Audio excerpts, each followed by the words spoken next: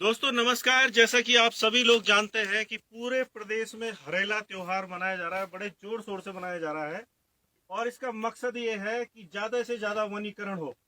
लेकिन इसको एक साइंटिफिक रूप देने के लिए जो लोधली ग्राम सभा है बीरोखाल ब्लॉक की, चौबट्टा खाल जो विधानसभा है पौड़ी जनपद की, वहां पे बांज का प्लांटेशन किया जा रहा है बृहद स्तर पे।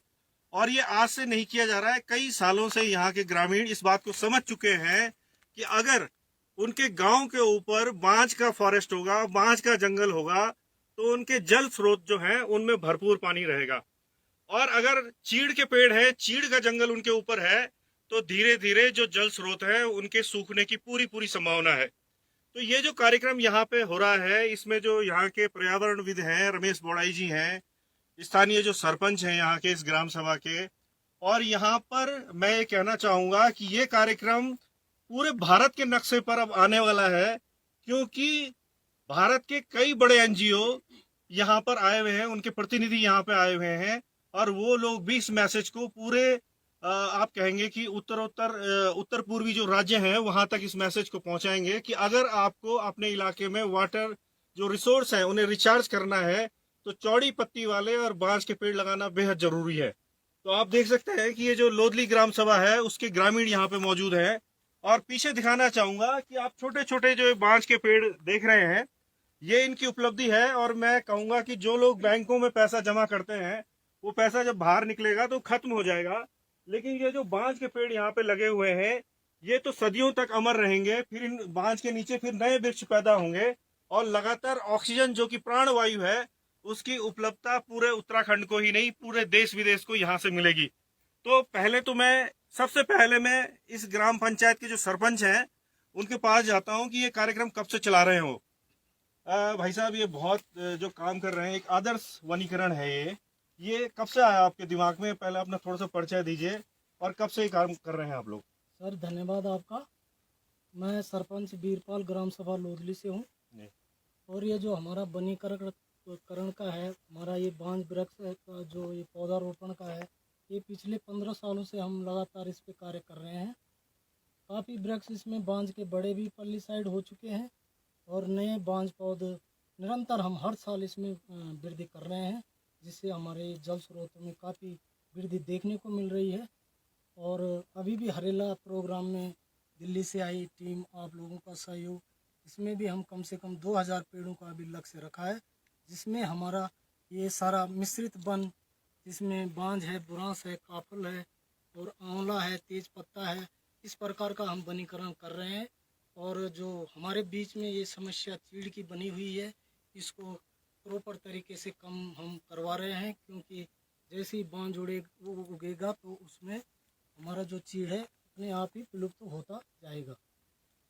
और आगे इसमें हमारे आप तो स्रोत देख चुके हैं, नीचे वाले स्रोत में काफ़ी पानी बढ़ चुका है। महिला मंगल दल का भरपूर सहयोग यहाँ पे मिल रहा है। अभी भी पेड़ लगे हैं, शाम को 4 बजे फिर पेड़ लगेंगे। और बरसाती टाइम में हरेला प्रोग्राम बहुत ही अच्छी तरीके से हम मनाने जा रहे हैं। धन्यवाद वीरपाल जी। और बहुत अच्छी मुहिम है ये, और एक अनुकरणीय मुहिम है पूरे पहाड़ी राज्य उत्तराखंड के लिए ही नहीं, जितने हमारे पहाड़ी राज्य हैं जहाँ ये चीड़ पाइन की समस्या है, ये समझना ही होगा कि बांज के पेड़ लगाना कितना आवश्यक है। मेरे साथ पुष्कर जोशी जी हैं जो कि यहाँ के स्थानीय जनप्रतिनिधि हैं, जिला पंचायत अध्यक्ष रहे हैं, आपकी पत्नी ब्लॉक प्रमुख रही हैं, और इस इलाके के ऐसे जनप्रतिनिधि रहे हैं यहाँ पे जो कि सालों से जो यहाँ की छोटी मोटी समस्याएं होती है, चाहे वो पानी की समस्या है, चाहे सड़क की समस्या है, या कोई इस तरह का बढ़िया काम वनीकरण का हो रहा है, तो हर मौके पे आते हैं। जोशी जी, पहले तो मैं आपका धन्यवाद करूंगा कि जब से मैं मीडिया में हूँ, मैं लगातार जब यहाँ पे आता हूँ, चाहे हम सड़कों की मांग उठाई हो, हमेशा आप नजर आते हैं। तो इतनी ऊर्जा कैसे बरकरार रखी आपने और क्या संदेश देना चाह रहे हैं ग्रामीणों को? आज हरेला पर्व की पावन पर्व पर ग्राम सभा लुधली और ग्राम पंचायत लुधली का जो ये कार्यक्रम हुआ, ये बड़ा सराहनीय है। और मैं धन्यवाद प्रकट करता हूँ समझे कि अपने जो सरपंच जी हैं बीरपाल बिष्ट जी, और धन्यवाद प्रकट करता हूँ पर्यावरण विरुद्ध और समझे कि जिनका एक अभियान है कि चीड़ भगाओ, इसमें बांध लगाओ, श्रीमान रमेश बोड़ा जी, यहाँ पर विजय पाल जी हैं, और की यहाँ पर जो ग्राम प्रधान है सुरेंद्र सिंह, सभी लोगों को मैं धन्यवाद प्रकट करता हूँ और बधाई देता हूँ।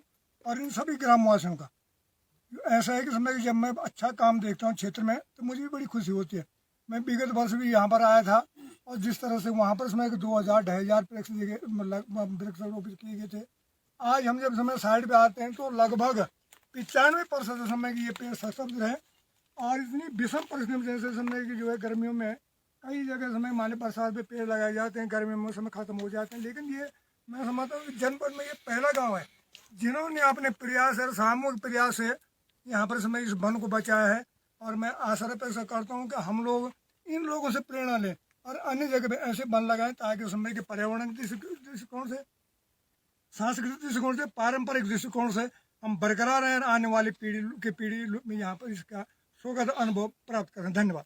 धन्यवाद जोशी जी। और अब मेरे साथ है रमेश बोड़ाई जी, जो चीड़ हटाओ बांज लगाओ जो आंदोलन है पर्यावरण का, उसके प्रणेता हैं। और यहाँ पे जो एक कार्यक्रम चल रहा है इसमें खास भूमिका है कि चीड़ के पेड़ों को किस तरह से कम किया जाए और बांज और चौड़ी पट्टी के जो पेड़ है उन्हें कैसे लगाया जाए। मैं ये भी बताना चाहूंगा कि अभी IIT दिल्ली ने भी आपको रिकॉग्नाइज किया है, जो आप साइंटिफिक ढंग से काम कर रहे हैं और आपको पुरस्कृत किया है। मैं समझूंगा कि उत्तराखंड की सरकार भी इस मुद्दे को समझेगी और चीड़ के पाइन के जो पेड़ है, फॉरेस्ट है, उसे कम करने का प्रयास करेगी, उसके लिए कानून लाएगी। बोड़ाई जी क्या कहना चाहेंगे? आपकी जो मुहिम है सक्सेस होती हुई दिखाई दे रही है, लोग समझ चुके हैं कि बांज के पेड़ लगाना बेहद आवश्यक है और यहाँ पे तो सक्सेस स्टोरी है ये, क्या कहना चाहेंगे आप? मैं ये कहना चाहूँगा कि मैं सबसे पहले तो इन महिलाओं का जो इस मुहिम में मेरे साथ हैं और सारे ग्रामीण मेरे क्षेत्र के लोग और पूरे उत्तराखंड के लोग जो धीरे धीरे आप समझने लगे हैं कि बांध से हमें क्या फ़ायदा है, चीड़ से हमें क्या नुकसान है। हमारी खेती बंजर हो गई, हमारे जल स्रोत सूख गए, हमारी जो बिना ग्लेशियर की बहने वाली नदियाँ हैं सारे नाले का रूप बन गई। इतना बेग होता था इन नदियों में, आपने देखा होगा कि धीरे धीरे ये लुप्त होने के कगार पे हैं। हमारे कई पशु पक्षी लुप्त हो गए हैं, हर साल आग लगती है, उनके अंडे जल जाते हैं, उनके बच्चे जल जाते हैं। तो मैं तो ईश्वर से प्रार्थना करूंगा कि उत्तराखंड सरकार को और वन विभाग के अधिकारियों को अकल आए कि इस पे वो गंभीरता से काम करें। हर साल लगने वाली आग से जितनी आग यहाँ लगती है, मैं इसका दोषी वन विभाग के अधिकारियों को और सरकार को मानता हूँ। मुझे कहने में कोई गुरेज नहीं कि उत्तराखंड सरकार भी अभी तक इस पे कुछ नहीं। अभी एक इस तरह का भी कोई विवाद आया था कि आपने पेड़ की डिमांड की थी और DFO पौड़ी मुकेश कुमार जी से बात हुई थी आपकी, तो उन्होंने पेड़ देने से एक तरह से इनकार कर दिया था और मैंने भी उनसे बात की इस बारे में। तो पेड़ आज भी मेरे को लगता है कि जिस हिसाब से पेड़ उपलब्ध होने चाहिए तो वो नहीं हो पाए। इस बारे में क्या कहना है आपको कि क्या फॉरेस्ट का पूरा सहयोग मिल रहा है आपको? अब मैं DFO साहब की बात करूंगा तो DFO साहब को मैंने देखा तो है नहीं, उनसे सिर्फ मेरी 2 बार बात हुई। एक बार मैंने पेड़ उनसे मांगे थे इसी ग्राम सभा के लिए, हमको 2000 पेड़ों की जरूरत है, 1000 आप दे दीजिए, 1000 सिविल वाले दे दीजिए। तो उन्होंने आनाकानी की थी। उसके बाद मैं मंत्री जी के पास गया था, मंत्री जी ने उनको फ़ोन किया, उसके बाद उनको शायद बुरा लगा कुछ, तो वो नहीं दे पाए हमको पेड़। लेकिन जो यहाँ पे हमारी रेंजर हैं पोखड़ा में, उन्होंने हमको पूरा सहयोग किया। कौन है यहाँ पर रेंजर? यहाँ पे मैडम राखी जुयाल हैं। उनका सहयोग मिल रहा है आपको? उनका हर साल सहयोग मिलता है, हर साल वो पेड़ लगाती हैं, हर साल वो हमारे साथ इन महिलाओं के साथ में कंधे से कंधा मिला के।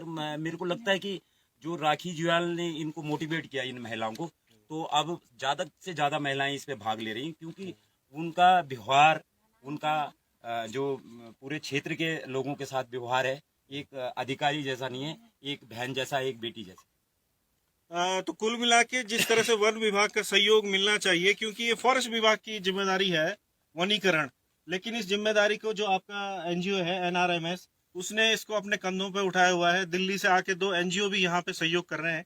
लेकिन ये दुखद बात है कि अगर पेड़ भी फॉरेस्ट विभाग उपलब्ध नहीं कर पाता तो इससे ज्यादा निराशाजनक बात क्या हो सकती है, क्योंकि करोड़ों नहीं अरबों रुपया अब तक उत्तराखंड का फॉरेस्ट डिपार्टमेंट वनीकरण पे खर्च कर चुका है। एक बात मैं और कहना चाहूँगा, ये जो आप देख रहे हैं इसमें लगभग 10,000 पेड़ लग चुके हैं अभी तक, और जो आप पूरे यौवन पे आपको दिखाई दे रहे होंगे। बांज के पेड़ के लिए बहुत मेहनत करनी पड़ती है, लेकिन सबसे बड़ा दुर्भाग्य है कि इस ग्राम सभा लोदली को आज तक न तो फॉरेस्ट वो सहयोग करता है। ये लोग कई मांग रख चुके हैं कि हमको खाल चाहिए, हमको इसको डेवलप करने के लिए पैसा चाहिए। बिना पैसे के तो कुछ होता नहीं है। अब इतना बड़ा इलाका इन लोगों ने डेवलप किया है, तो उसमें कम से कम अगर सिविल के जो DFO है और सरकार भी अगर इस ग्राम सभा को एक प्रोत्साहन के रूप में कोई सम्मानित करे और इनको प्रोत्साहित करे कि आप अपना एक जंगल बढ़ाओ, तो मैं समझता हूँ कि हम 8-10 साल में इस जंगल को पूरे बेदखल तक और ये मैसेज पूरे प्रदेश में भी जाएगा। प्रदेश में भी जाए। तो सुबोध उनियाल जी अगर इस वीडियो को देख रहे हो या उन तक पहुंच जाए तो इस बात का जरूर संज्ञान लें कि फॉरेस्ट के जो अधिकारी हैं उनसे प्रॉपर सहयोग नहीं मिल रहा है। जो पैसा फॉरेस्ट का आ रहा है वो इन ग्राम सभाओं तक जहां तक पहुंचना चाहिए, जो लोग धरातल पे काम कर रहे हैं उन तक नहीं पहुंच पा रहा है। ये बड़ा दुखद है। नमस्कार भाई साहब, पहले आपके पास ही आ जाता हूँ मैं। जी। आप शिक्षाविद हैं और लगातार, क्योंकि एक शिक्षक समाज का दर्पण होता है, स्थानीय समस्याओं को समझता है, तो आप मुखर रूप से आते हैं आगे जी सर, समस्याओं को लेके। क्या कहना है भाई साहब जो ये काम हो रहा है यहाँ? धन्यवाद नेगी जी। सबसे पहले जागो उत्तराखंड की तरफ से आपका, डॉक्टर साहब आपको प्रणाम, और पंकज भाई धन्यवाद।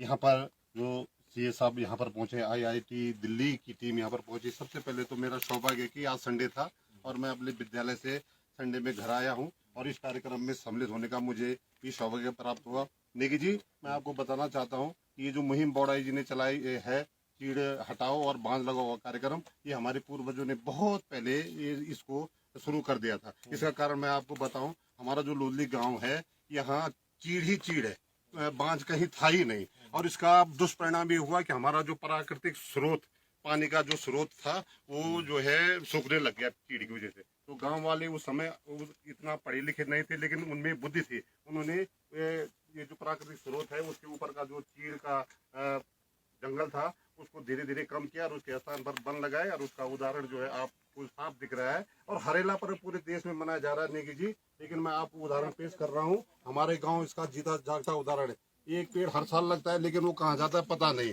लेकिन आप देखेंगे पिछले साल के जितने भी पेड़ बांध के लगे हुए हैं, सारे पेड़ जीवित है, 100% जीवित है। और हमारा धीरे धीरे जो है बांझ का जंगल बनता जा रहा है। इसके लिए जबकि मैडम राखी जुयाल जो कि रेंजर है पोहड़ा विकास खंड की, और ये विकास खंड भी रुखाल में आता है, लेकिन मैं उनका आभार व्यक्त करता हूँ। वे हमेशा हमारे साथ रहते हैं और उसका परिणाम ये है नेगी जी कि हमारा बांझ का जंगल धीरे धीरे जो है बहुत बड़े जंगल के रूप में आकार लेता जा रहा है। और इसके लिए आपका भी बहुत बहुत धन्यवाद भाई साहब।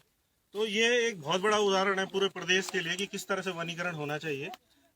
मेरे साथ मैं ये जिक्र करना चाहूंगा कि इसके पीछे जो शक्ति है वो मातृ शक्ति है।